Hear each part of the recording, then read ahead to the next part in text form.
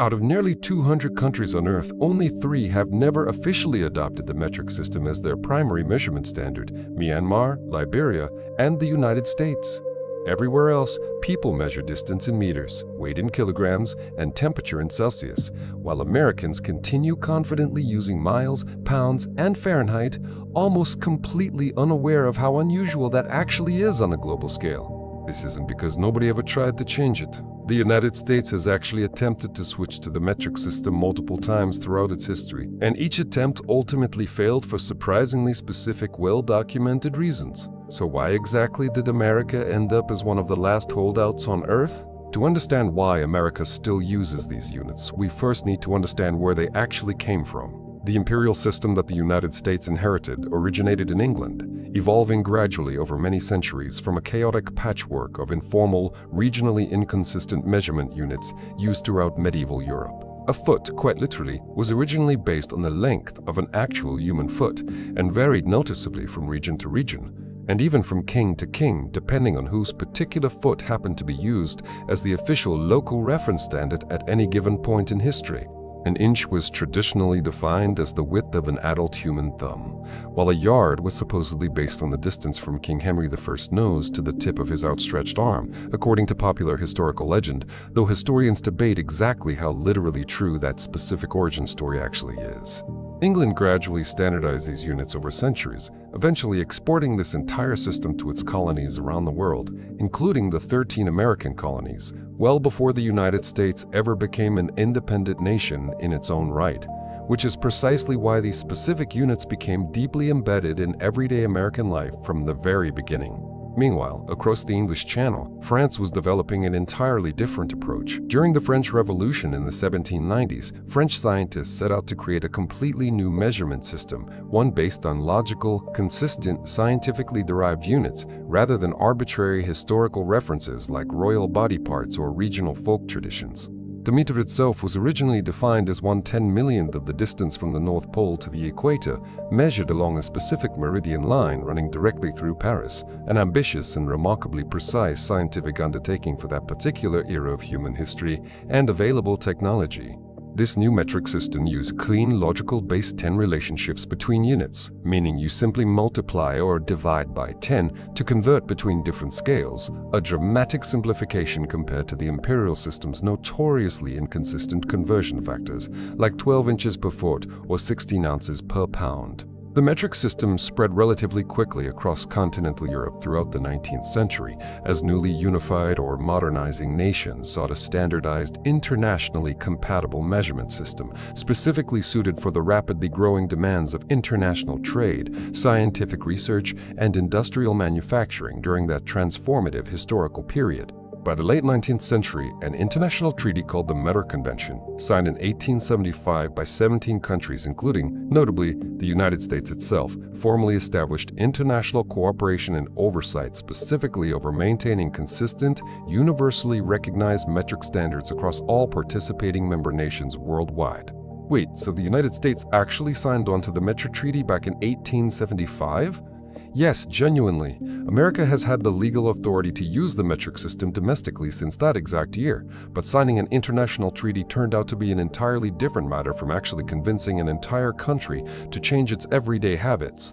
By the time the metric system gained serious international momentum, the United States had already built an enormous, deeply established industrial infrastructure completely centered around imperial measurements, factories, machine tools, construction standards, and manufacturing equipment, all calibrated specifically to inches, feet, and pounds across the entire rapidly industrializing nation.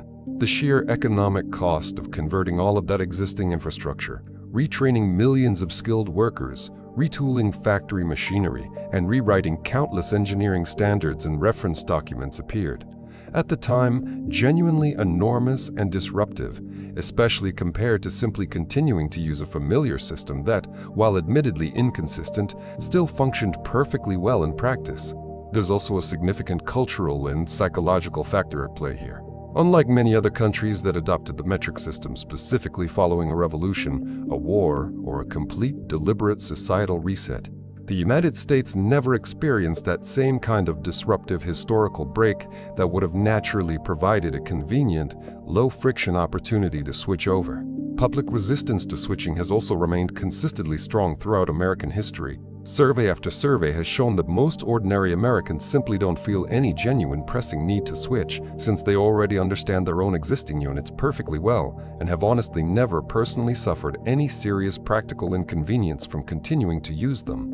Politicians have also historically been reluctant to push hard for a change that offers no immediately visible benefit to most voters, while potentially generating significant short-term confusion, inconvenience, and public backlash, making metric conversion a consistently unappealing political priority for elected officials to actively champion or invest meaningful political capital into pursuing. The most serious modern attempt to switch happened in 1975, when Congress passed the Metric Conversion Act, officially declaring the metric system the preferred measurement standard for United States trade and commerce, and establishing a dedicated federal board specifically tasked with coordinating a gradual, voluntary nationwide conversion process.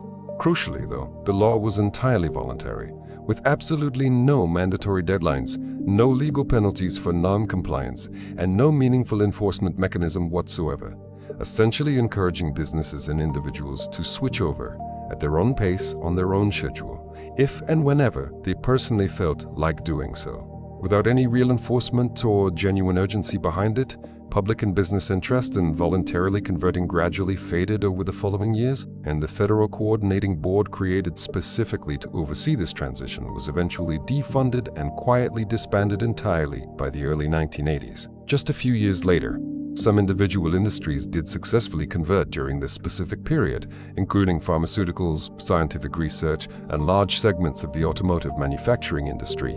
But these represented isolated, sector-specific successes rather than the sweeping, comprehensive nationwide transformation that the original 1975 law had genuinely hoped to eventually achieve.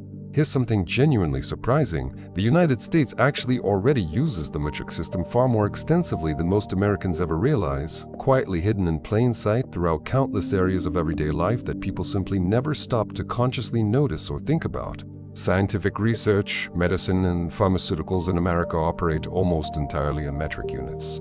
Doctors prescribe medication dosages in milligrams, not ounces. Soft drinks are commonly sold in 2-liter bottles. Olympic and most professional international sporting events measure distances in meters, not yards or feet. The American military also relies heavily on metric measurements for international operational compatibility with allied forces, and virtually all modern manufacturing, particularly in fields like electronics and automotive engineering, now uses metric specifications almost universally, simply to remain genuinely competitive within an interconnected global marketplace and international supply chain. Essentially, the United States has quietly developed a genuinely dual measurement system, using metric units extensively behind the scenes in science, medicine, and global trade, while still confidently sticking with familiar imperial units for ordinary everyday public-facing purposes like weather forecasts, cooking recipes, and highway road signs. Sticking with imperial units does carry real, measurable costs. In 1999, NASA's Mars Climate Orbiter was tragically lost, in part because one engineering team had used imperial units while another team used metric units, and that single unit mismatch caused the spacecraft to approach Mars at entirely the wrong altitude. Beyond such dramatic, headline-grabbing failures, ongoing unit confusion creates countless smaller, less visible inefficiencies across international trade, manufacturing, and scientific collaboration, representing a persistent cumulative cost that economists estimate runs into billions of dollars annually across the entire American economy. So why does the United States still use Fahrenheit, miles, and pounds? It's not stubbornness for its own sake, and it's certainly not ignorance about the existence or genuine benefits of the metric system. It's simply the cumulative result of deep historical inertia, enormous existing infrastructure investment, and a complete absence of any urgent, compelling practical reason to force through a disruptive, costly, nationwide change. For now, at least, it seems America will likely continue measuring road trips in miles, body weight in pounds, and summer heat in Fahrenheit, while quietly using the metric system everywhere else it genuinely needs to, mostly without anyone consciously noticing the curious contradiction. If you enjoyed this, subscribe, because next time we're exploring what actually happens to your body after you die.